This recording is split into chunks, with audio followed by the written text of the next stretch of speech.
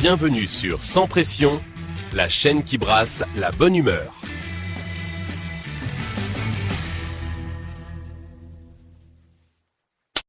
On va plonger dans un univers qui est en pleine ébullition, celui de la bière. Accrochez-vous parce qu'une véritable révolution est en marche et elle pourrait bien chambouler complètement l'idée que l'on se fait de cette boisson millénaire. Allons voir ça de plus près. Tout commence évidemment à l'intérieur du verre avec une véritable explosion de saveurs. Des saveurs parfois complètement inédites. La créativité est vraiment sans limite. On a des brasseurs qui utilisent des carcasses de homard pour obtenir des arômes un peu torréfiés. D'autres qui s'inspirent carrément de la pâtisserie avec des bières aux saveurs de cacao et de vanille. Il y a une vraie dimension écolo, avec du pain invendu qui sert à fabriquer de la bière pour éviter le gaspillage. Et cela ne s'arrête pas là. On trouve des mélanges entre bière et cidre, des infusions de fruits exotiques, bref, tout est permis.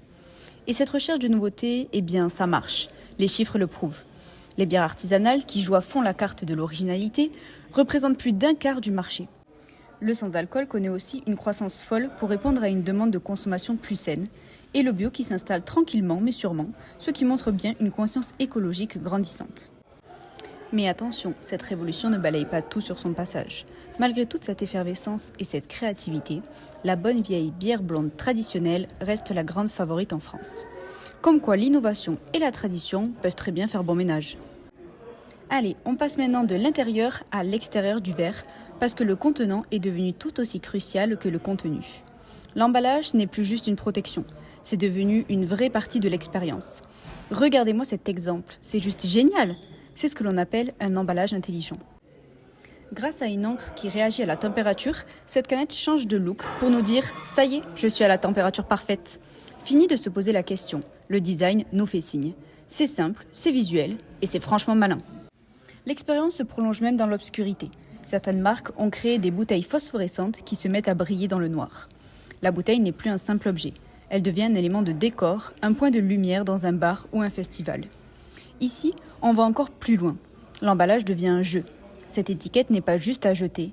Elle est conçue pour être pliée et transformée en origami.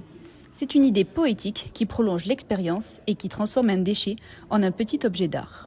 Et dans le même esprit, Bix transforme sa bouteille en une sorte de toile. Sa surface en aluminium peut être grattée, ce qui permet à chacun de dessiner ce qu'il veut dessus. Chaque bouteille devient unique et personnalisée. C'est une vraie invitation à la créativité.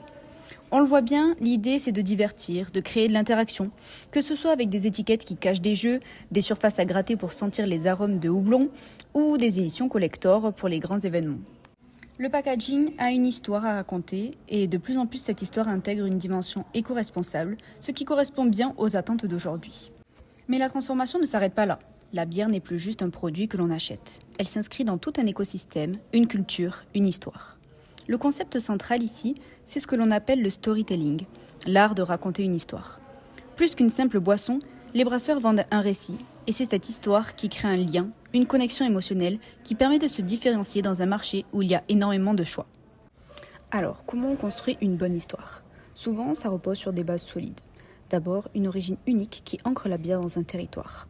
Ensuite, la mise en valeur des traditions locales. Et enfin, un pilier qui devient essentiel, la transparence. Savoir d'où viennent les ingrédients, comment la bière est faite. Et la technologie aide beaucoup à rendre cette transparence très concrète. Prenez l'exemple de cette brasserie l'Eurélienne. On scanne le QR code sur la bouteille et hop, on peut retracer tout le chemin du produit, depuis le champ d'orge jusqu'à notre verre.